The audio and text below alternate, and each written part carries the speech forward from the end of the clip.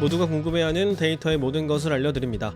데이터에 미쳐있는 사람들과 함께하는 데이터 이야기, 데이터홀릭 지금 시작합니다. 우와우.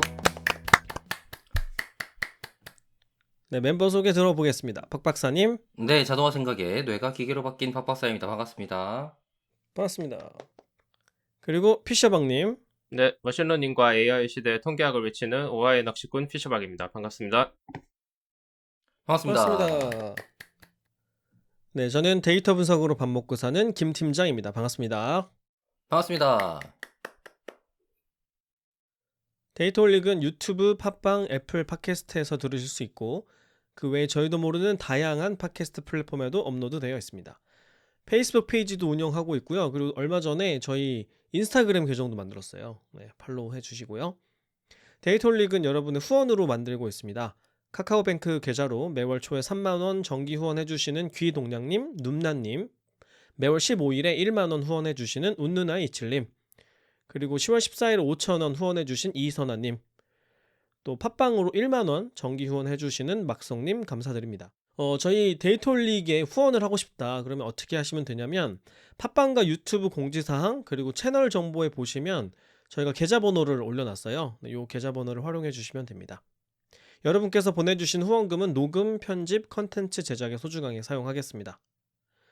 데이터홀릭은 데이터 관련 분야의 다양한 소식을 전하는 팟캐스트입니다. 저희 방송에 광고를 넣거나 데이터 관련 교육을 의뢰하시려면 data홀릭4@gmail.com으로 메일을 주시면 됩니다. 그동안에 여기저기서 이제 홍보 문의가 많이 왔었어요. 출판사에서도 연락을 주셨었고 또 데이터 관련 공모전이나 경쟁 대회, 또 데이터 교육 업체, 그다음 또 기업 중에서는 이제 분석 쪽에 데이터 분석 쪽에 일을 하시는 분들을 채용하는 경우가 있거든요. 네, 그런 경우에 홍보 채널이 필요하다 할 때 연락을 주시면 됩니다. 방송을 들어주시는 모든 분들께 감사드립니다. 감사합니다.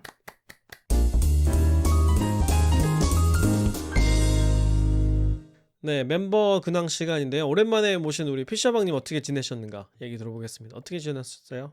네, 뭐 별일 없었고요. 지난 한 달 정도 와이프가 없어서 매우 생산적인 시간을 보냈습니다. 어디 가셨어요? 와이프 한국에 있었어요. 저는 여기 그 미국에서 일하고. 아니 이걸 들으실 텐데 생산적이라고 표현하시면 어떡해요? 뭐 문 닫고 조용히 말하고 있습니다. 지금 네, 준성님의 표정이 방송으로 나가지 못한다는 게 아쉽네요. 스샷 찍어. 작년에도 이맘때쯤 와이프가 한국에 갔었는데 그때 그 첫 번째 책을 완성했던 것 같고요. 그 아내분 안 계시는 그 시간에 네. 아니 그러면 책을 한 달 만에 쓰신다는 소리잖아. 쓰는 건 한 달에서 한 달 반 정도 걸리죠. 그러고 난 다음에 이제 왔다 갔다 하는데. 네. 준성님이 좀 엄청 빠르시더라고요. 뭐 하나 꽂히면.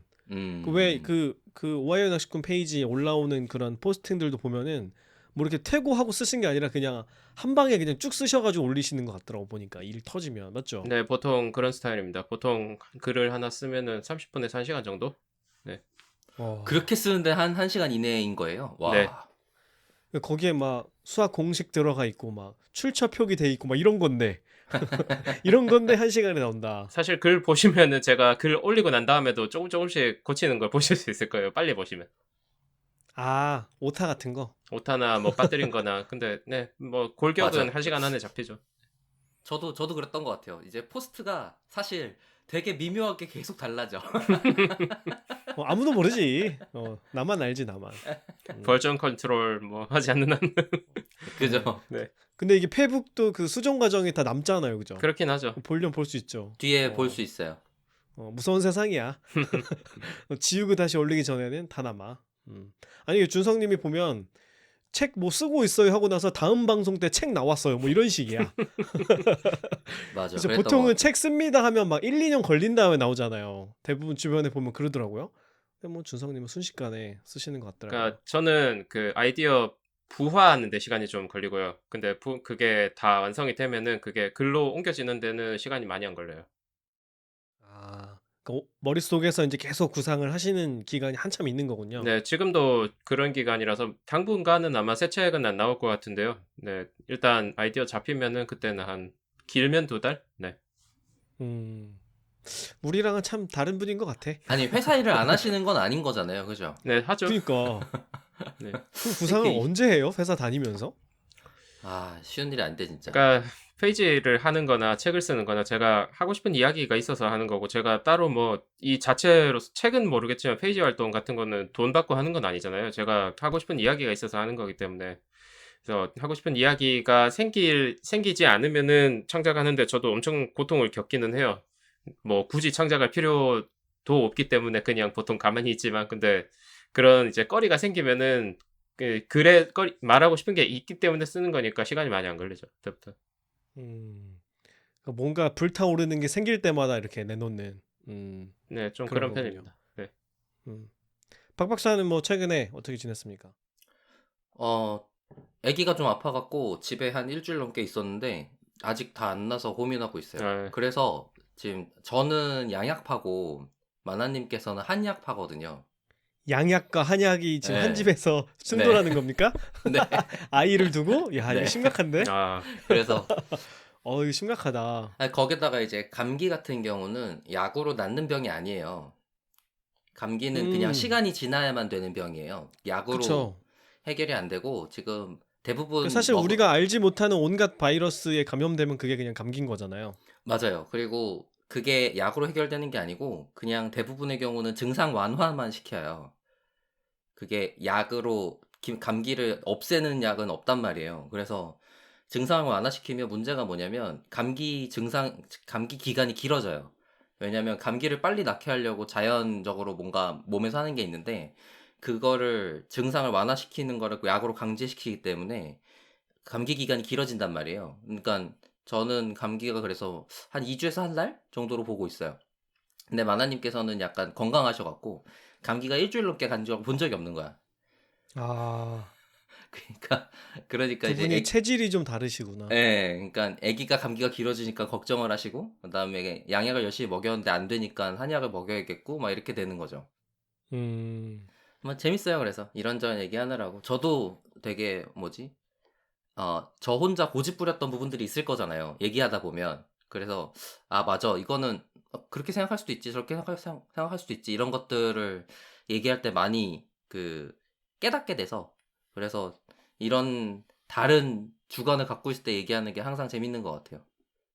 그 이런 선택도 나에게 해당되는, 그 내가 선택해서 나한테 적용하는 거면 뭐 각자 하면 되니까 문제가 안 되는데 그죠 그죠. 이렇게 뭔가 이 선택하는 자와 이것의 그 수용자가 다를 때 이런 문제가 생기는 것 같아요. 저도 무슨 갈등이 있냐면 저도 양약파거든요.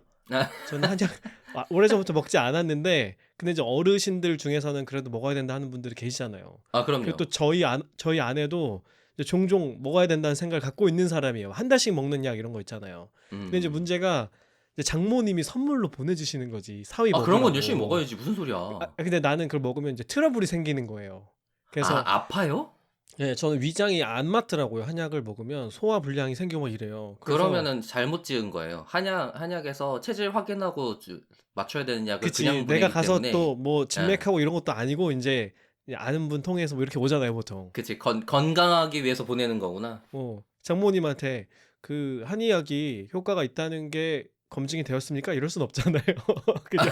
주시면 감사합니다 해야 되잖아. 그런 때가 좀 난감하더라고요. 아니, 한반약이 몸에 뭐 검증되었냐는 문제는 사실 그것도 좀 다른 얘기고 됐다고 가정하고 봐야 되는데 그럴 거면은 이제 아까 말한 것처럼 진맥하고 개인한테 맞춰서 줘야 되는 게 있는 거죠. 그리고 또 그렇게 그냥 몸보신용 약 같은 게 공통적으로 나오는 애들이 있어요. 근데 그런 음, 애들은 약간 녹용 뭐 이런 애들 체질 문제가 있어. 저 같은 경우도 인삼이 안 받아서 인삼이 안 받아요. 저는 인삼이 안 받아요. 그러니까 뭐지? 뭐 그런 체질 문제도 있고 그게 뭐 과학적으로 증명되냐 이건 또 차치하고 얘기하는 거지만 그런 그걸 어떻게 식이어서 처치해? 예? 그걸 난 처치 못 하겠는데. 그럼 그게 문제야. 아니 그러면 이제 선생님한테 가서 진맥 받고 처방받는 약을 먹어봐야지. 음. 그걸 안 해보고 못 믿겠어라고 할 순 없지. 그런 거죠. 이제 진맥의 프리시즌은 얼마나 되는가 뭐 이런 거지. 진맥을 얼마나 믿을 수 있길래 그걸 근거로 약을 짓는가 뭐 이런 얘기가 이제 머릿속에 떠도는 거죠. 준성님은 미국에 계시니까 뭐 한약 때문에 고생하실 일은 없겠네요. 지금은 별로 없는데 한국에 있을 때 저희 장모님도 그 한약방 집 딸이셨거든요. 헐. 예, 그래서 저한테 뭐 아, 그래요? 많이는 아닌데 이것저것 먹으라고 하셔서 근데 그 뭐 이상한 걸 주시는 건 아니고 환 같은 걸 주시니까 그냥 먹죠. 저는 먹었는데 지금은 또 바다 건너에 있으니까 그럴 일이 별로 없네요. 환이야말로 바다 건너로 보내기 좋은 김치 같은 거 아니잖아요, 그지? 그 통관 되나 그거? 통관 되지. 될 거예요. 환이야말로 식품이라. 되죠. 네. 왜냐면 즙, 김치 이런 것들은 문제인데 환은 아주 쉽게 보낼 수 있어요. 그 한의사들이 미국에도 계시겠죠? 예, 활동할 수 있나? 여기도 아, 그래요? 한의학 그 병원들도 많고요. 뭐 그거 꼭 아, 그 그래요? 한의사들이 차린 정식 병원 아니라도 그 대체의학 같은 게 되게 많아요. 뭐 침술 해주는 거, 거기는 온갖 나라의 한의학 같은 데가 있겠지. 그쵸? 아, 뭐 네. 아큐펑처 뭐 중국의 이런 것도 한의학, 있고, 대만의 한의학 뭐 이런 게 있겠지. 네 부항 음. 떠준 데도 있고, 부항이 그렇게 인기라면서요. 맞아요. 부항이 인기 미국에서? 좋아요. 네, 미국에서 부항이 있더라고요. 네 맞아요. 부항이 초고급 시술 중에 하나예요. 맞아요. 네, 우리나라에서 하는 것 같은 그런. 네 똑같아요. 그 부항이, 그런 예, 부항이? 예, 예, 예. 어, 때밀이도 꽤 고급 시술이고, 그래요? 전혀 몰랐던. 그렇군요. 그 외에 그 운동선수들이 여기에 부항 자국 있으면, 야, 너 비싼 거 했다고 이런대요. 아, 예, 예. 그게 어떤 테라피처럼 그냥 그치, 테라피지. 평소에 이렇게 가서 받는 뭐 이런 개념이구나. 그게 아마 영어로 어. 여기서는 그냥 그 간단하게 커핑이라고 하는 것 같아요. 부항 네, 그 컵처럼 생겨서. 컵핑. 예. 아, 컵. 네. 아하. 그 괜찮은 어떤 이민 전략일 수도 있겠네. 그 전문가가 되어서 아이, 진작에 끝났어. 부항이면. 아, 그런가? 이미 그럼. 끝물인가? 아, 그럼. 그렇구나. 그래, 뭔가 그 뭐야, 이런 거 좋지 않을까 하면 다 있더라고. 찜질방도 대형 프랜차이즈로 진작에 끝났어요. 네, 이렇게 오랜만에 미국 소식 한번 들어봤고요. 한양 얘기가 잘했네요. 아, 네, 감사합니다. 재밌는 얘기거리였습니다.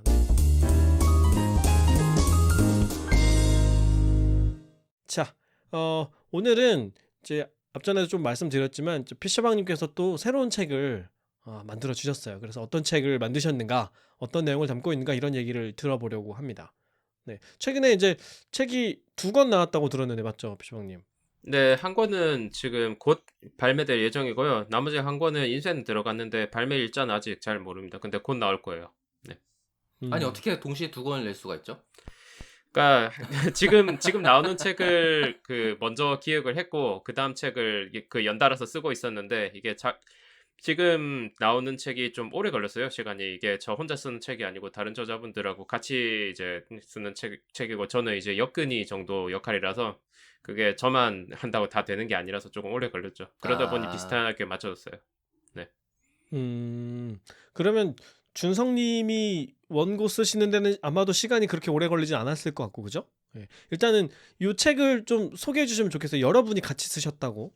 네, 일단 왜 쓰게 됐는지 그 이야기부터 좀 하면 좋을 것 같은데요. 지금 시중에 데이터 과학자라 뭐 되는 법에 관해서 뭐랄까 좀 부트캠프 이런 것도 많고 강좌도 많고 뭐 그런 이론서들도 뭐 많고 그렇잖아요. 근데 이제 제가 보니까 실제로 이제 그런 것들을 현장에 가져가서 어떻게 쓰는지 뭐 어떤 가치를 실제로 창출할 수 있는지 그런 이야기를 좀 그것도 다양하게 담아낸 그런 책이 별로 없더라고요. 그래서 그런 책이 좀 있으면 좋겠다라고 생각을 했고 그리고 이제 제가 페이지를 하나 갖고 있으니까 거기서 저자를 좀 모으면 될 것 같다 이렇게 생각을 했어요. 그래서 꼭 머신러닝이나 뭐 그런 쪽에 치우친 책이 아니라 뭐 학술 연구나 그런 쪽에 치우친 책이 아니고 좀 더 다양한 그 각층에서 데이터를 어떻게 쓰나 그걸 이야기하는 책을 쓰고 싶어서 이걸 기획을 하게 됐습니다.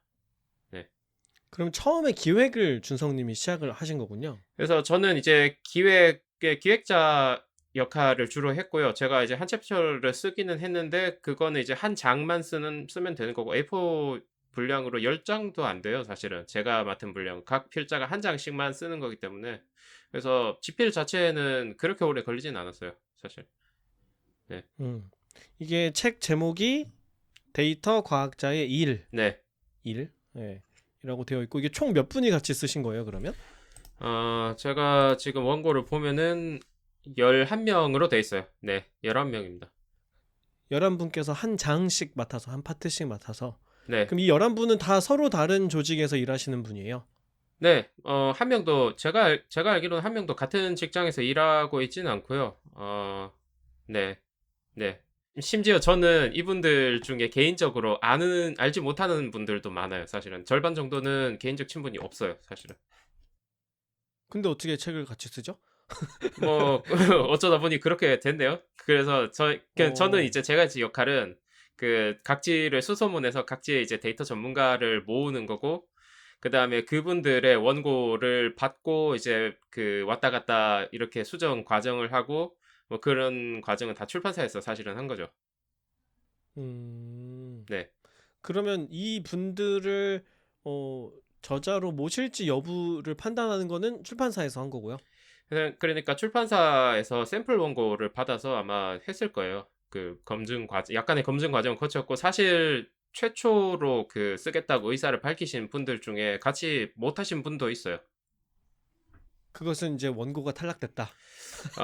원고 저도 정확히는 모르는데 원고 과정이었는지 아니면은 본문 집필 과정이었는지 아무튼 100%다 포함된 건 아니에요.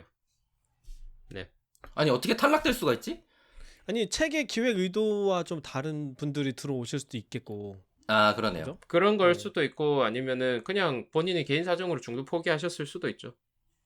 네. 음. 맞아요.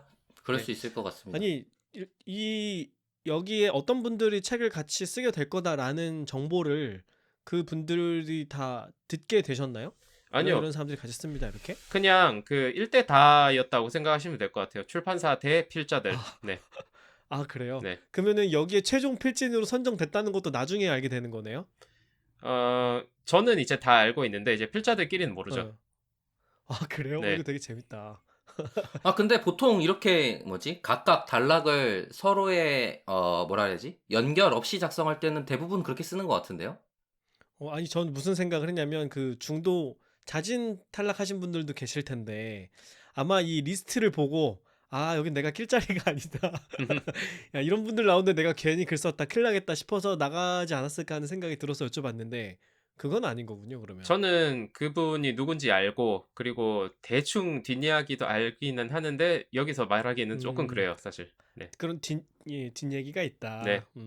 여기 여기에 있는 이 목차 아니면 여기에 그 참여하신 분들 그 어떤 일을 하는 분들인지만 좀 소개해 주셔도 재밌을 것 같아요. 어떤 분들이 참여하셨나요?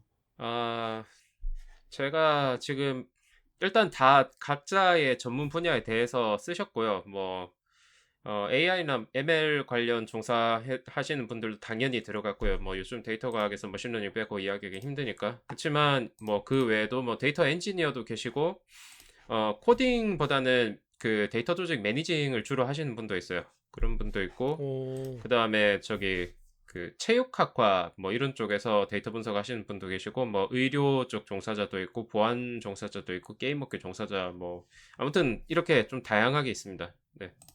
음, 그야말로 데이터를 다루는 전 산업군을 다 한번 훑어주는 그런 개념이네요. 그러니까 요즘 사람들 데이터 과학이라고 하면은 뭐 ML, AI, 뭐 강화학습, 뭐 딥러닝 이런 거만 보통 생각하기 쉽잖아요. 근데 제가 생각한 거는 그런 것보다는 데이터라는 것을 만지는 그런 직군들이 생각보다 다양하게 굉장히 광범위하게 있고 그 사람들이 하는 일의 모습이 다 다르다. 뭐 이런 걸 좀 보여주는 것도 기획 의도였기 때문에 일부러 이렇게 좀 다양하게 구성을 했죠.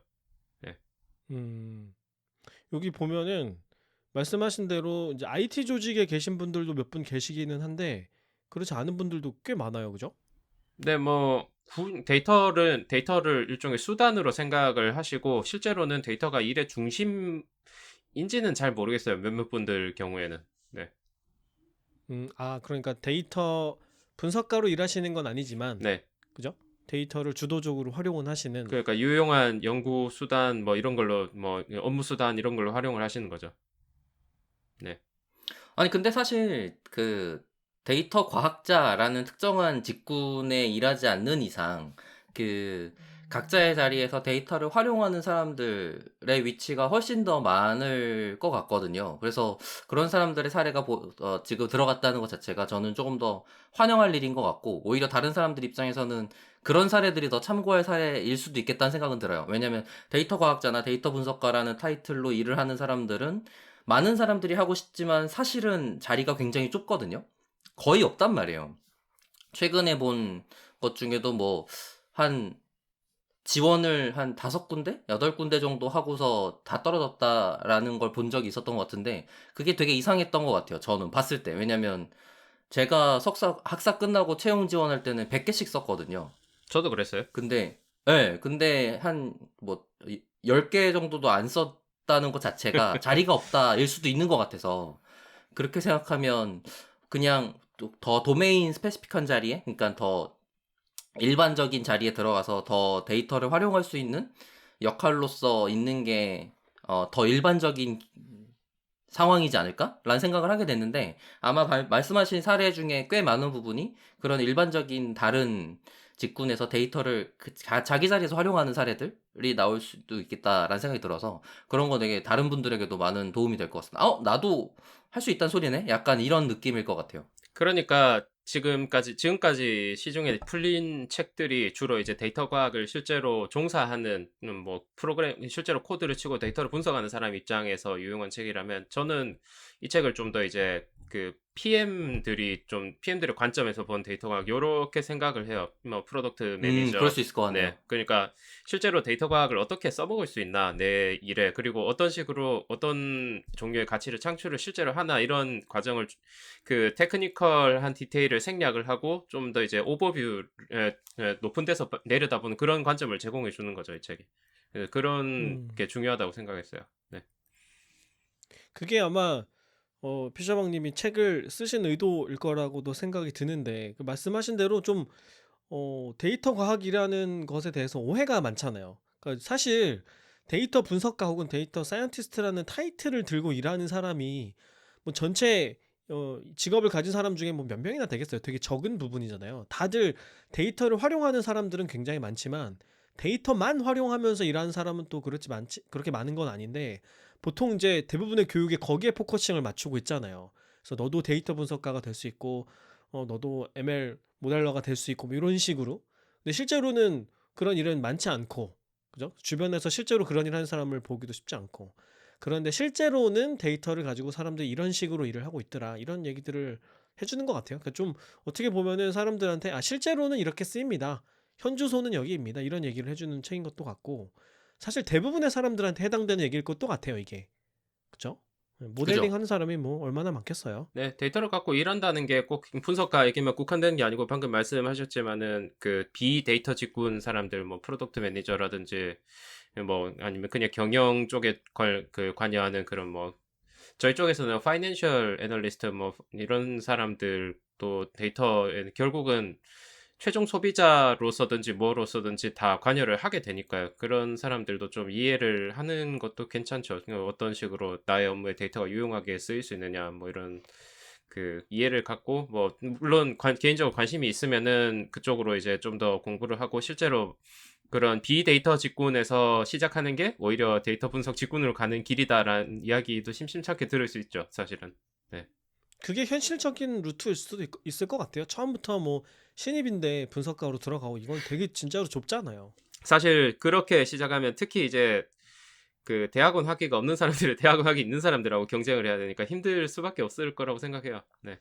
아니 거기다가 그 도메인 지식이 없는 상태로 데이터 분석만 갖고 들어가면 데이터 분석이라는 것에 대한 도구를 진짜 전문가스럽게 가지고 있는 상태의 컨설턴트처럼 일을 하게 될 텐데 각각의 도메인에 대한 빠른 습득력을 겸비한 채로 일을 해야 돼요. 네, 근데 맞습니다. 그런 사람들은 굉장히 희귀하단 말이에요, 기본적으로. 그러니까 자기가 어떤 도메인을 갖고 있는 상태에서 데이터 분석 역량을 가지고 있어서 거기서 어드밴스드하게, 그러니까 조금 더 나은, 좀 더 뭐지? 상향된 자리로 가는 아니면 상향된 업무 스킬을 가지게 된 형태가 좀 더 자연스러운데 이제 데이터 분석이 막 붐이고 막 이거 너무 좋고 돈을 많이 벌 수 있어요 이래서 막 이직하고 싶어요 이렇게 됐지만 사실 그렇게 가기에는 쉬운 일이 아닌 거죠. 음. 그 현실적으로 그럴 수밖에 없는 게 회사에 들어가면은 분석가들끼리 모여 있는 조직에서 분석가들이랑 일하는 게 아니잖아요. 그죠, 그죠, 그죠. 일반 직군에서 일하고 있는 분들하고 같이 논의를 하면서 일을 해야 되는데 뭐 무슨 용어인지 현장의 상황이 어떤지 이런 맥락이 없는 상태라고 하면 당연히 데이터를 제대로 활용하기가 어렵겠죠. 아, 맞아. 지금 그 뭐지? 제가 아까 제 근황에서 얘기했던 애기 한약이랑 양약 얘기만 해도 되게 좋은 데이터 분석 기회예요. 왜냐하면 음. 한약을 먹었을 때 가래기침을 나오는 횟수가 줄어들었는가, 양약을 먹었을 때 한약 뭐 가래기침의 횟수가 줄어드는가는 데이터잖아. 그러니까 그거를 실제로 기록하고 약이 효과가 있었는지 확인하는 건 데이터를 활용해서 결과를 확인하는 실험 사례란 말이에요.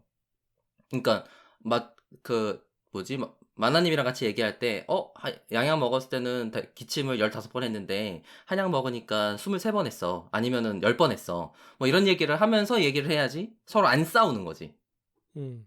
그 사실 지금 시중에 출시되어 있는 왜 한약 성분의 제품들 있잖아요. 그런 네네. 거는 사실 그런 분석을 다 거친 다음에 나오는 거죠.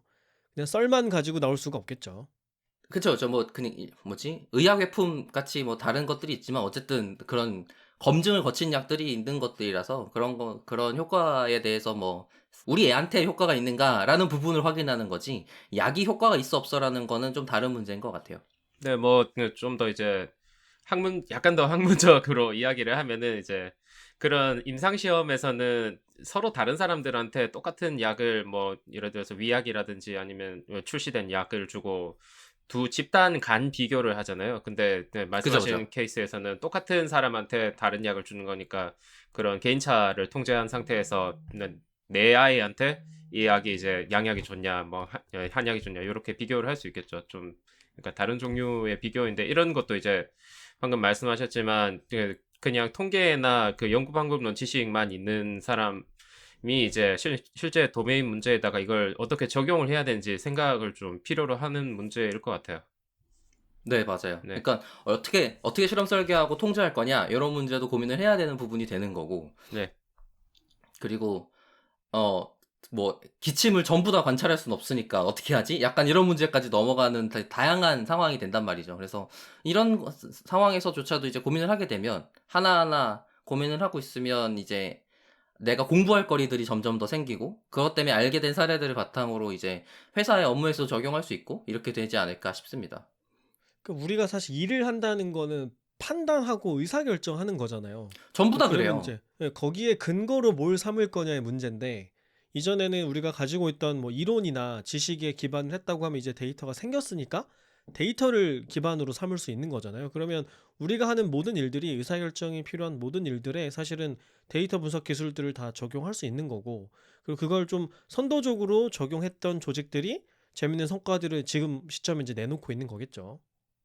맞아요. 그러니까 데이터를 적용한다는 건 전 모르겠어요. 제가 그동안은 많은 방송 통해서 다 똑같이 항상 얘기했지만 여기도 다 공감할 거라고 생각하지만, 방금 전에 이제 기침만 해도 "기침을 13번 했어. 아침에 많이 했어." 이런 것들은 그 사람이 가졌던 느낌적인 감각의 기억에 의존해서 얘기를 하게 된단 말이에요. 근데 그 느낌적인 감각은 사실 대부분 틀려요. 저는 사람의 기억력은 정말 특별하게 뛰어난 사람을 제외하고는 모두 다 잘못됐다고 보는 게 더 이해하기 쉽거나 문제를 만들지 않는다고 생각하거든요.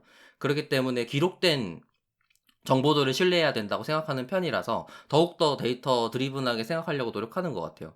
왜냐면 뭐 예를 들어서 "아침에 기침을 많이 했어." 같은 거는 "어 그래? 나는 그렇게 생각 안 하는데?" 약간 이러기 시작하면 싸우는 거예요. 왜냐면 서로의 가지고 있는 데이터가 다르기 때문에 그다음 논의로 진행이 안 되는 거죠. 그죠. 데이터 있으면 그냥 보면 되니까 싸울 일이 없죠. 그럼 끝나지. 그럼 다음 논의를 생산적으로 할 수 있게 되는 거지. 음. 그게 회사에서의 일을 할 때 어떤 의사결정에서도 똑같이 진행되는 일이란 말이에요. 내가 뭐 "아니야. 아침에 기침도 많이 했어." "아니야. 한약 먹으니까 기침이 뚝 떨어졌어."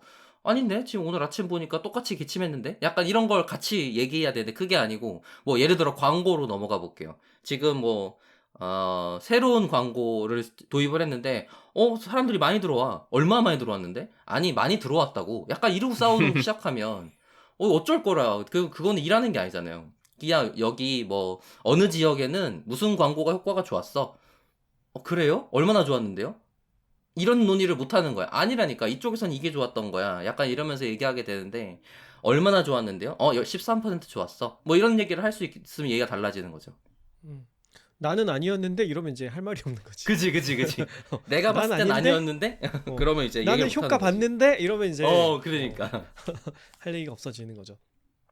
여기 지금 11개의 장이 있고 다 다양한 서로 다른 분야들이 있는데 제가 키워드만 한번 말씀드려 볼게요. 이거 얘기를 한번 더 나눠봤으면 좋겠는데 일단은 준성님은 통계학 얘기를 다루셨네요, 그죠? 네, 역시 처음에 두 장은 이제 통계학하고 그 다음에 AI 또는 ML 이렇게 좀 전반적인 그런 밑그림 역할을 하는 장이라고 생각하시면 되고 구체적 응용 사례는 음, 아니에요. 그 다음에 음, 3장쯤부터 이제 사례를 소개를 하는데 뭐 금융, 게임, 그 다음에 야구, 핀테크네요, 예, 핀테크. 야구 이야기 나온 네. 이게 이제 머니볼 이야기이기도 해요. 그 다음에 이제 야구, 네, 머니볼 이야기 나와요. 야구에서 데이터를 어떻게 활용하는가. 네, 이것도 우리나라도 요즘에 관심 되게 많이 갖더라고요.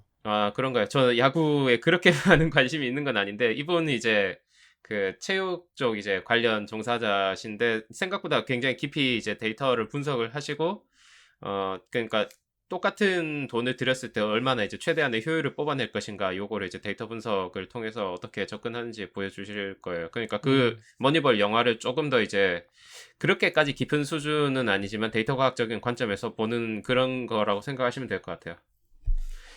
요 머니볼 얘기는 저희도 방송에서 한번 에피소드로 다뤄봤던 적이 있는데 이게 야구에서 데이터가 굉장히 많이 생성이 되더라고요. 그래서 생성이 많이 되기 때문에 이걸 활용해서 뭐 선수를 기용한다든가 작전을 짠다든가 이런 식의 의사결정을 할 때 활용할 수 있게 되는 거고 이런 거를 하는 팀하고 하지 않는 팀 간의 이제 성능 차이가 실력 차이가 장기적으로 보면 엄청 크게 되는 거죠. 그렇겠죠. 네. 네, 그다음에 6장에서는 이게 보안을 다룬 얘기 같아요. 그죠? 보안 개발자라고 하시네요. 제목이 해커로부터 서비스를 보호하는 방법인데 이분은 이제 소프트웨어 엔지니어세요. 저자분이. 근데 대기업에서 지금 꽤 큰 기업에 지금 계시고 보안 담당자로 네, 계시는 건가요? 보안인데 지금 여기서 뭐 다 말씀드리기는 그렇지만 좀 비싼 컨텐츠를 다루는 팀에 계세요. 그래서 아, 그런 컨텐츠를 어떻게 보호하는지에 대해서 이야기하실 거예요. 네. 뭔가 뺏기면 절대 안 되는 뭔가가 있나 네, 보네요. 절대 안 됩니다, 이거. 음, 네, 그렇군요. 네. 그다음에 이제 그리고 7장은 의학인데 이분은 이쪽은 제가 아직 깊이 읽어보진 않았어요. 이분은 조금 이제 더 학계에 좀 더 가까이 계신 분이라고 볼 수 있을 것 같고 그다음에 네. 신경과 교수님이시네. 네. 의학도 통계가 굉장히 깊숙이 관여된 분야예요. 그렇죠. 왜냐면 뭐 그 뭐지? 우물 통계 그 차트 만들어 갖고 만든 그 존 간호사분 스노우 누구시죠? 플로렌스 나이팅게일. 네. 나이팅게일 맞아. 나이팅게일이요. 장미 차트. 예, 예, 나이팅게일의 사례만 보더라도 통계가 꽃피우게 된 극단적인 사례가 사실 의학계의 대부분은 있는데다가 사람의 그 통계 데이터를 기반해서 사람의 목숨이 왔다 갔다 하기 때문에 굉장히 깊게 분석적으로 가지고 있는 분야여서 어, 의학 같은 경우는 통계의 레거시다라고 볼 수 있습니다. 아마 통계학을 가장 많이 써왔고 지금도 많이 쓰고 있는 곳이 의학 쪽이 아닐까 네, 싶어요. 맞아요. 가장 열심히 맞아요. 쓰는 분들이고. 네. 네. 그래서 의사분들이 쓰신 통계학 책들이 굉장히 많고 또 의사분들이 직접 개발하신 분석 관련 툴들도 많고 한 것 같아요. 음, 생존 분석이 대표적으로 그쪽에서 나온 거라고 저는 알고 있어요. 네. 그리고 8장은 인공지능과 교육 인공지능. 쪽입니다. 이쪽 교육의 인공지능을 어떻게 뭐 튜터링을 어떻게 자동화할 것인가 이런 아, 이야기인 것 같아요. 네. 학습에 어떻게 AI를 활용할 것인가. 진짜 요즘 엄청 화두죠, 이거. 네, 네. 그렇죠. 서비스들도 벌써 많이 나오고 있는 것 같아요. 에듀테크라고 하죠. 맞습니다. 음, 되게 무궁무진한 분야이죠. 이거야말로 특히나 네. 개인적으로 특화된 어떤 개인화된 맞춤형 학습을 받을 수도 있고 또 비용도 줄일 수 있고 뭐 이런 이점들이 있는 거잖아요. 네, 뭐 음, 구체적으로 어떤 이야기 하셨는지는 제가 정확히 기억은 안 나는데 아무튼 독자 여러분들께서 아마 재밌게 보실 수 있을 것 같아요. 네. 음, 네. 약간 추천 쪽 느낌이지 않을까요? 저는 그렇게 짐작이 되긴 하는데. 교육 컨텐츠 추천 그 얘기도 많이들 네. 하시더라고요. 음, 특히 이제 교육 쪽에서 지금 가장 많이 보시는 게 말씀하신 건 초개인화 관련된 맥락인데 그래서 컨텐츠를 얼마나 잘게 쪼개고 그거를 그 사람의 그 현재 수준을 진단하고 적당한 컨텐츠를 잘 제공함으로써 수준 향상을 빠르게 만든다라는 관점에서 접근하고 있거든요. 에듀테크 같은 경우는. 그래서 그 제공할 수 있는 컨텐츠를 굉장히 마이크로하게 쪼개서 같은 내용을 반복해서 전달할 때 지루하지 않게 전달하기. 그러니까 계속 지속 학습할 수 있도록 전달하기 1번, 그 다음에 성장을 빠르게 하기 2번에 초점을 맞춰서 계속 사람들이 접근하고 있는 걸로 알고 있고요. 그러다 보니까 저희 뭐 가장 많이 관심 갖고 있는 수학, 그 다음에 영어, 우리나라에서는 그 두 개의 컨텐츠가 굉장히 많이 지금 생산되고 지금 회사도 크게 있는 걸로 알고 있어요. 음. 그러니까 예전에는 동영상으로 개발되어 있는 뭐 교육 콘텐츠가 그렇게 많지 않았을 수도 있는데 지금은 정말 엄청나게 많잖아요. 그래서 지금 문제가 그중에서 뭘 봐야 될지를 고르는 게 문제인 그런 시점이 돼버린 것 같아요. 마치 우리가 넷플릭스에 들어가면 뭘 볼지 이거 고민하는데 시간 한참 쓰잖아요. 그럼 이 사람들한테 제일 필요할 또 난이도에 맞는 이런 걸 이제 골라줘야 되니까 또 그런 기술들이 점점 레커멘데이션 발전하겠죠. 시스템도 만들 수 있겠네요. 네. 그쵸. 그리고 또 중요한 게 교육에서는 이 사람의 수준을 정확하게 파악해서 이 사람한테 맞는 걸 줘야 되잖아요. 그냥 재밌으면 그만인 게 아니기 때문에 그런 걸 또 맞아요. 어떻게 파악해낼 것인가 이런 게 재밌는 사업거리들일 것 같습니다. 그다음에 9장에는 존슨앤존슨에서 일하시는 분이네요. 네. 일본에 계신 분인가 봐요. 구장은 제가 개인적으로도 친구인데요. 지금 일본에서 원래는 한국에서 커리어를 데이터 분석가 쪽 커리어를 시작했고 일본으로 건너가서 미국계 회사에서 일하고 있어요. 일본에서 미국계 회사에서 일하는 한국인인 거군요. 네, 존슨앤존슨이 제가 정확하게 미국계인지 모르겠는데 아무튼 일본계는 아니잖아요. 그게? 네네. 네. 유럽이었던 것 같은데. 네네. 어쨌든, 네. 아무튼 좀 독특한 커리어를 갖고 계신 분이고 이 장 필자분은 여성분이세요. 이분도 보니까 심리학 전공자신 것 같아요, 그죠? 네, 맞아요. 그 석사 전공이 아마 제가 알기로는 HCI인가? 그 비슷한 전공을 하셨고 공학 쪽으로 틀었고 그 다음에 이쪽 커리어를 나가셨어요. 네. 또 되게 재밌는 사례네. 일본에서는 데이터를 어떻게 활용하고 있는가 이런 얘기를 들어볼 수도 있을 것 같고. 네, 아마 개인적으로 이분하고 네. 친해지시면은 일본 직장 이야기를 더 적나라하게 많이 들으실 수 있겠지만은 네, 책에서 얼마나 깊이 이야기하셨을지는 잘 네. 모르겠네요. 아무튼 이 네네. 장은 그 데이터과학 활용 사례이기도 하지만 커리어 사례라고 좀 더 보시면 될 것 같아요. 제 생각에. 네. 커리어. 그러니까 네. 직장을 어떤 과정을 거쳐서 얻게 되는가 데이터 분석가들은 네, 뭐 이런 얘기군요. 그 장 이름이 예비 데이터 과학자를 위한 취업 분투기거든요.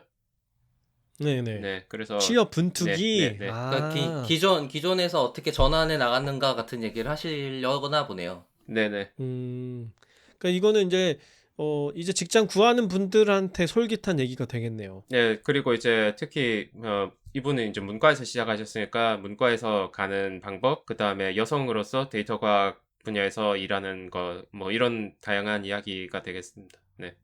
그리고 10장은 머신러닝과 관련된 이야기인가요? 이분은 그 분석가 배경을 갖고 계신 분은 좀 그 테크니컬하게 말하면 아닌데요. 그 원래는 소프트웨어 엔지니어로 시작을 하셨는데 분석팀으로 가신 거예요. 그래서 분석팀에서 일하는 프로그래머라고 생각하시면 될 것 같아요. 이분도 여성분이세요. 네. 그리고 사실 저하고 지금 같은 직장에서 일하고 있어요. 그래요? 네네. 같은 직장이라고 하기엔 되게 큰 직장이니까. 예, 매우 크긴 하지만은 아무튼 뭐 그렇습니다. 네. 몇만 명이야 대체? 그냥 뭐 같은 서울에 살고 있어요 같은 정도 네, 가까이 뭐 거의 거 그 아닌가요? 정도. 에이 무슨 소리야? 같은 한국에 살고 있어요 같은 레벨이지. 그 정도 레벨인가? 네, 아무튼 이분은 이제 그 거대한 머신러닝 서비스를 이제 뭐 서비스 as a service까지는 아니라도 이제 그런 거를 비즈니스에 적용하는 조직에서 데이터 엔지니어나 이런 사람, 인프라에 해당되죠. 그런 사람이 왜 필요한지 뭐 그런 이야기를 하실 것 같고요. 분석 자체 이야기도 꽤 있어요. 생각보다는 제가 알기로는. 그렇지만 이제 사실 데이터 분석을 도입하려는 조직들에서 흔히 겪는 문제가 데이터 퀄리티 문제, 처음에 이제 셋업을 할 때 인프라스트럭처 문제를 많이 겪잖아요. 그래서 아마 거기에 대한 이야기가 될 것 같습니다. 네.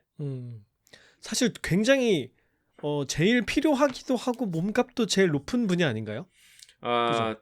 데이터 엔지니어가 그렇죠. 데이터 사이언티스트하고 비교해서 거의 동급에서는 비슷하거나 글쎄요. 뭐 더 높은지는 잘 모르겠어요. 아무튼 그런 몸값을 그래요? 받죠. 네. 비슷할 거예요. 네. 우리나라는 아직 그렇지는 않습니다. 그렇지 않다는 거는 그- 엔지니어가 더 엔지니어가 비싸서 채용을 안 하는 수준인 것 같아요. 그러니까 예, 너무 예. 드물어서 그런 거겠죠? 그런 오히려 경험이 있는 드물기도 분이. 하고 이게 우리나라에서의 기업에서는 문제가 뭐가 있냐면 어느 정도의 인프라가 필요한지를 회사에서 파악 못한 상태로 채용하는 경우가 꽤 있는 것 같더라고요. 음. 네, 실제로 거대한 인프라가 필요한 정도의 사이즈인 회사가 많지 않거든요. 우리나라는 더욱더. 그러니까 지금 피셔방님이 있으시는 곳은 당연히 있어야 되는 직무인데 우리나라는 생각보다 그 정도 거대 인프라를 갖출 만한 회사가 많지 않은 데다가 그러다 보니까 그 정도 경험치를 갖고 있는 엔지니어가 굉장히 희귀해지고 그런 희귀한 엔지니어들은 비싸지만 그러면 필요한 사람들 입장에서는 못 쓰고 약간 이런 악순환 같은 느낌이 좀 음. 있더라고요.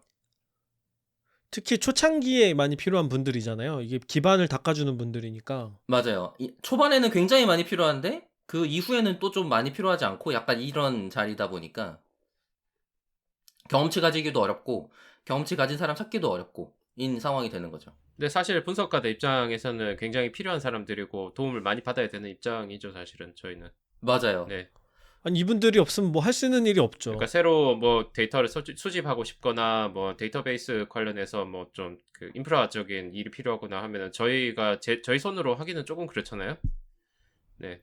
아니 어려운 일이에요. 그러니까 데이터 엔지니어링 쪽에서 데이터 퀄리티를 관리하면서 안정적인 데이터 수급을 하기 위해서는 제가 볼 때는 아무리 작게 잡아도 데이터 엔지니어 3명 정도는 필요하거든요.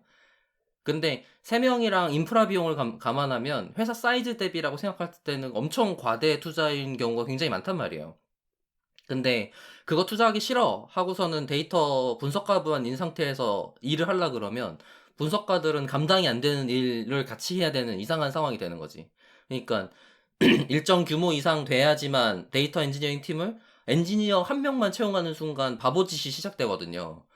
왜냐면 퀄리티를 보장하는 안정적인 레벨의 인프라를 챙겨서 운영하려면 제가 볼 때는 그거보다 더 많이 채용해야 되는데 그걸 한 번에 많이 채용하는 것도 힘든 일인 거야. 그래서 이게 되게 관리하기가 쉽지 않더라고요. 그래서 분석가들은 엔지니어가 필요하고 필요해요라고 얘기해서 한 명 뽑아놓으면 문제는 해결이 안 되고 돈은 나가고 이런 이상한 상황이 되죠. 네. 음. 아무튼 아마 네. 이분은 지금 되게 오래 일하신 분인 것 같고 그죠? 아마 그런 과정을 다 겪으셨을 것 같은데 그러면 아마도 선진화되어 있을 미국에서는 지금 어떻게 일하고 있는가 뭐 이런 얘기가 담겨 있지 않을까 싶네요, 그죠? 네, 맞습니다. 그리고 이제 마지막 장이 결측 데이터인데 이거는 약간은 번외라고 생각하시면 될 것 같아요. 그래서 조금 그 이분은 좀 더 아카데믹한 배경을 갖고 계신 분이고 저하고 배경이 좀 비슷한데 아마 계량심리 전공이실 건데 이제 저하고는 좀 많이 다른 분야의 연구를 하시는 분이고 계량 심리학인데 분야가 다르다는 거예요? 결측 어. 데이터 전공이면 뭐 전공이라고 표현하는 게 이게 적절한지는 모르겠어요. 그렇지만 미싱 데이터는 저는 한 번도 다뤄본 적이 없어가지고 저도 재밌게 읽을 수 있을 것 같습니다. 네. 그럼 이분은 심리 검사에서의 결칙치를 연구하셨던 건가요? 아마 그런 그 컨텍스트겠죠? 네. 이거 굉장히 중요한 문제네요. 설문지의 결칙치 때문에 다들 골머리를 앓고 있잖아요, 연구자들이. 그렇죠. 이걸 어떻게 해야 되는가? 이게 참 굉장히 골치 아픈 문제고 사실 굉장히 어려운 문제인데요. 이걸 결국은 그 아카데믹 간 분석을 하려면 어떤 식으로든 채우든지 버리든지 해야 되는데 이게 버리면은 두 가지 문제가 생겨요. 그러니까 첫 번째는 버리면 데이터가 적어지고 이게 그렇죠. 그 설문 참여자들이 응답을 안 하는 게 생각보다 흔한 일이잖아요. 이게 뭐 아마 흔하죠. 김 팀장님은 심리학 쪽 전공하셨으니까 잘 아시겠지만 그런 데이터를 싹 다 버리고 나면은 이제 엔소가 많이 남는 게 줄어들고 없죠, 네네. 남는 게. 그리고 예. 이제 두 번째 문제는 이제 그 결측 어, 또는 무응답이라고도 볼 수 있는데 심리학 이제 그 맥락에서는 그런데 그런 결측이 일어난 이유가 있을 수도 있어요, 뭔가. 근데 그런 거를 싹 그렇죠. 다 버리고 나면은 데이터 자체가 편향될 수도 있어요. 그래서 응답을 안 했다는 것 자체가 어떤 메시지일 수 있는 거잖아요. 그러니까 예를 들면은 그 설문 문항 중에 소득이라든지 체중이 포함돼 있으면은 응답을 안 하는 사람은 뭔가 이유가 있을 수도 있겠죠. 소득이 매우 낮다든지 음. 체중이 매우 뭐 크다든지 그래서 그런 것들을 싹 다 배제하고 뭐 평균을 구한다거나 하면은 소득이 뭐 평균 소득 과대 추정되거나 뭐 평균 체중이 뭐 과소 추정되거나 그런 문제가 생기겠죠.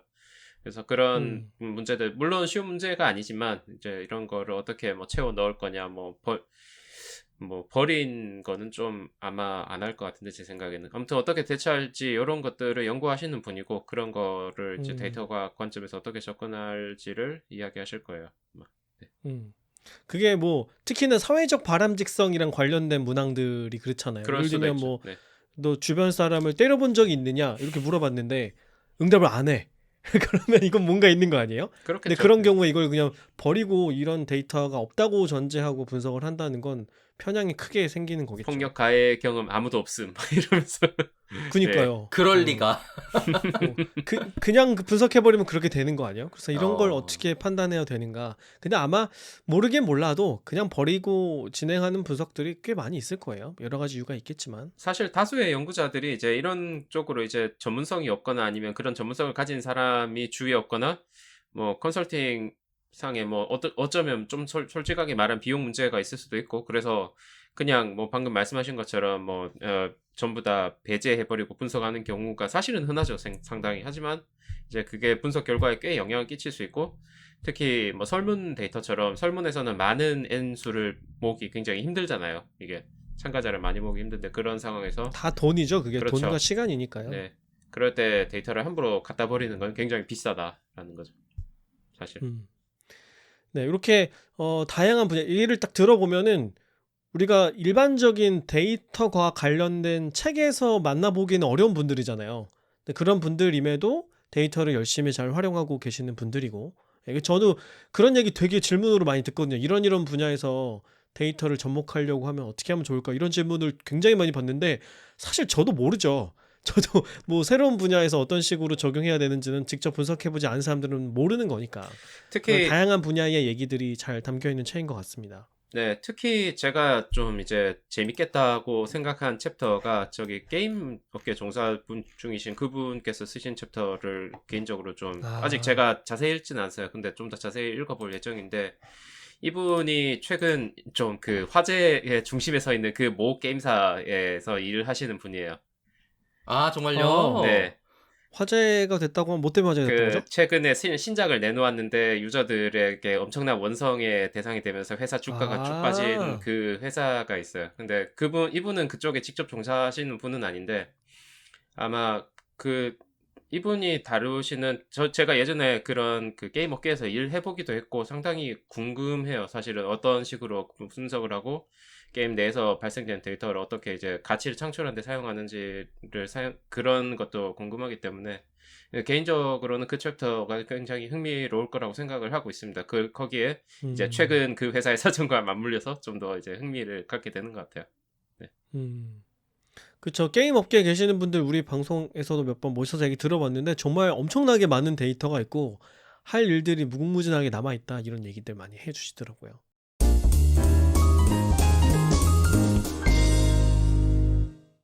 이 책 데이터 과학자의 일이라는 책이고요. 출판사가 휴머니스트죠? 네, 네. 휴머니스트입니다. 네. 이 출판사하고 우리 피셔방님이 얘기를 잘 나누셔가지고 저희 청취자분들께 네, 책을 선물로 보내드리기로 했습니다. 그래서 빠밤. 네, 이벤트를 진행을 할 텐데요. 그 에피소드 소개 글을 저희가 페이스북에 업로드를 할 거예요. 여기 소개 글에 댓글로 데이톨릭에서 어떤 주제를 다뤄줬으면 좋겠다. 이런 주제를 제안해 주시면 되는데요. 특히 이제 피셔방님이 얘기를 해주면 재밌을 것 같아요. 이런 얘기 해주세요. 이런 내용으로 답을 달아주시면 됩니다. 그리고 이제 저희 청취자분들을 위해서 책을 보내드리는 이벤트를 진행하는 거니까 제가 이제 구글 서베이를 하나 만들 거예요. 거기에 간단한 퀴즈. 그러니까 우리 방송을 몇 번 들어보셨다고 하면은 모두가 다 맞출 수 있는 그런 아주 쉬운 난이도의 퀴즈를 하나 낼 테니까 거기에 응답을 해주시고 근데 만약에 당첨을 받으셨을 경우에 어디로 연락을 받을 건지 이메일 주소를 남겨주시면 됩니다. 그러면 패널들이 총 5분, 네, 5분을 선정해서 이메일로 연락을 드리도록 하겠습니다.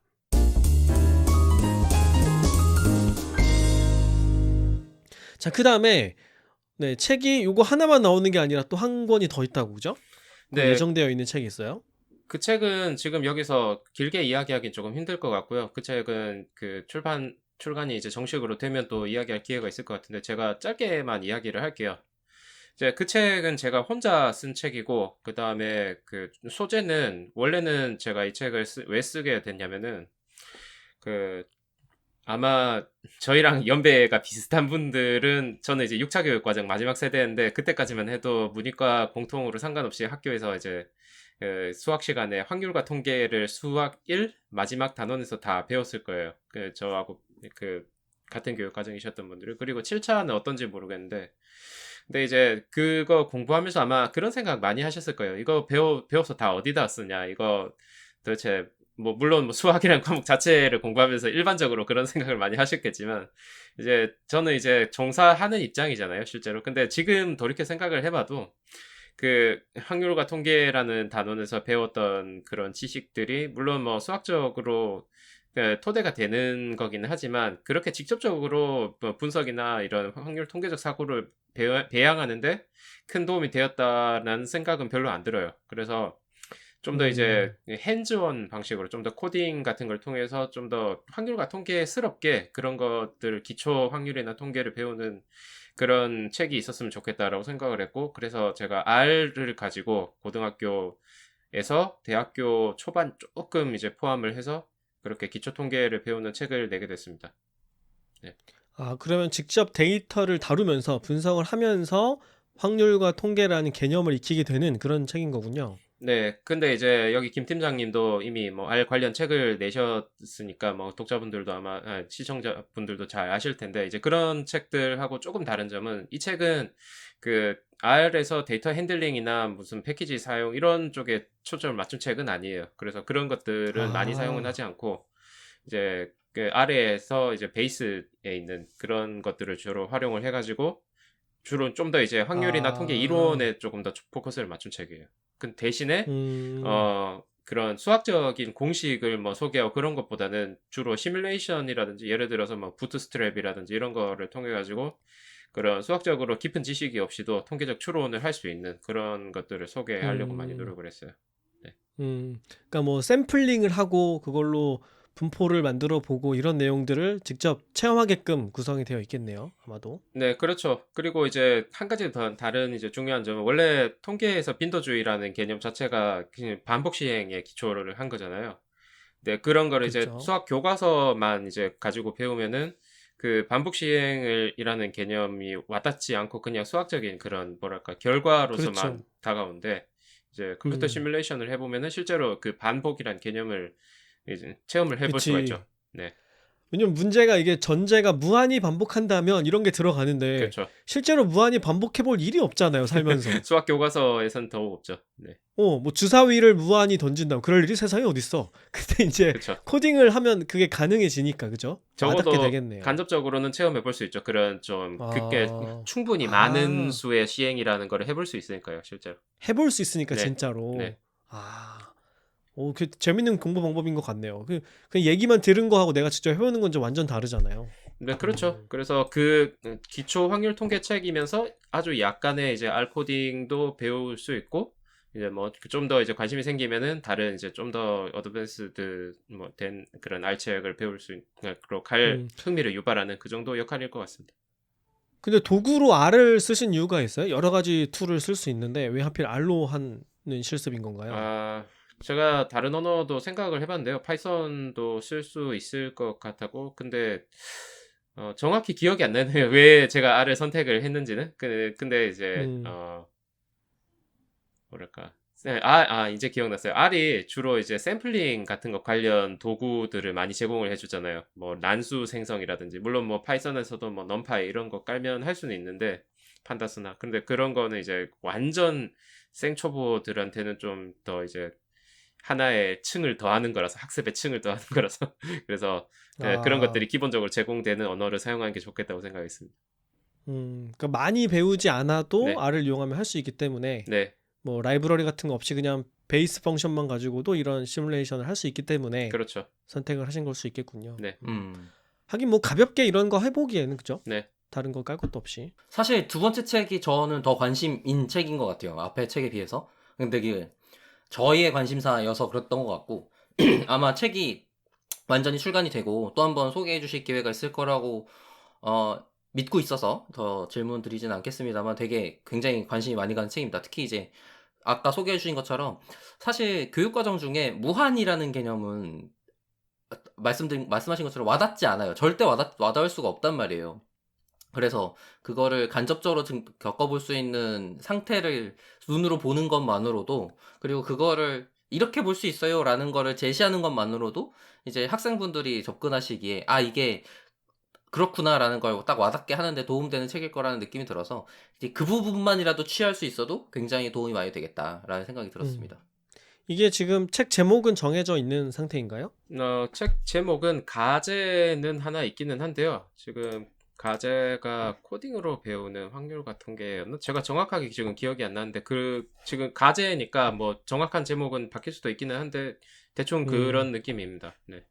네. 그럼 음, 요거는 이제 또 두 번째 책 나오면, 네, 피셔방님 모시고 여기서 얘기 나눌 게 또 재밌는 게 많아요. 확률 이런 것들, 그죠? 네. 그 다음에 여기 그러니까 보면 몬테카를로, 부트스트랩 이런 것도 굉장히 많이 우리가 사용하게 되는 그런 기법들인데 그 원리가 무엇인가 이런 걸 우리가 자세하게 뜯어보는 일들은 많지 않잖아요. 그런 얘기도 나중에 나눠주시면 굉장히 재밌을 것 같습니다. 네.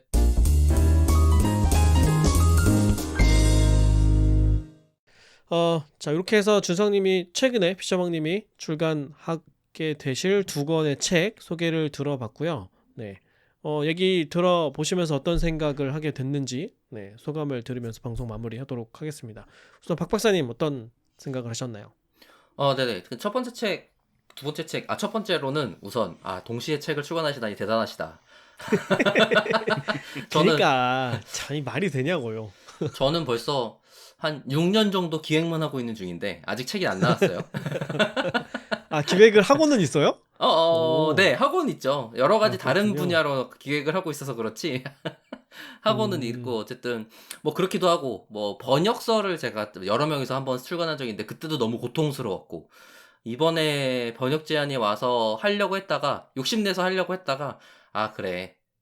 사람은, 고쳐 쓰는 거 아니야라는 생각이 다시 들면서, 죄송하게도 제가 거절을 했는데, 다음에 기회가 되면 또, 꼭 한번 다시 해봐야지라고 생각이 들긴 했습니다만, 쉬운 일은 아니더라고요. 그래서, 준성님, 뭐, 피셔방님 역시 대단하시다라는 생각이 1차적으로 들었고, 그 다음에 앞에 책, 두 번째 책 모두 다 되게 관심 갖는 분야여서 되게 신기하게 듣고 있던 중이었습니다. 특히 첫 번째 책 같은 경우는, 제가 추구하는 방향이랑도 맞는 것 같아요. 데이터 분석가라는 직군이 많아지는 거는 쉬운 일이 아닐 거예요.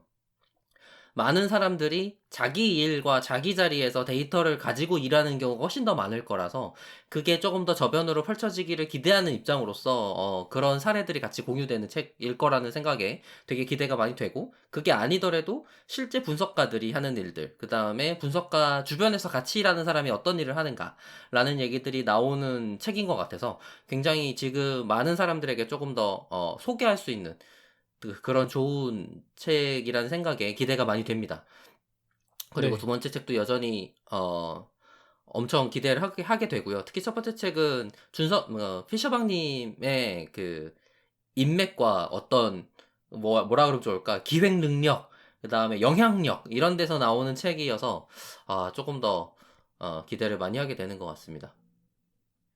네. 저도 소감을 말씀드리면 일단 저는 두 책 다 굉장히 반가운데 일단 첫 번째 책은 우리가 항상 데이터 관련된 얘기를 들어보면 대부분 IT 조직 얘기잖아요. 근데 뭐 IT 조직에서 일 안 하는 사람들이 훨씬 더 많잖아요. 우리 주변에는. 그래서 그런 데서는 데이터 어떻게 쓰고 있을까 이런 게 항상 궁금했는데 그런 얘기를 해주는 책이 나왔다. 그래서 IT 쪽에서 일하는 분들이 아니어도 데이터를 보는 그런 눈을 넓힐 수 있는 기회가 될 수 있을 것 같다는 생각이 들어서 굉장히 반가웠고요.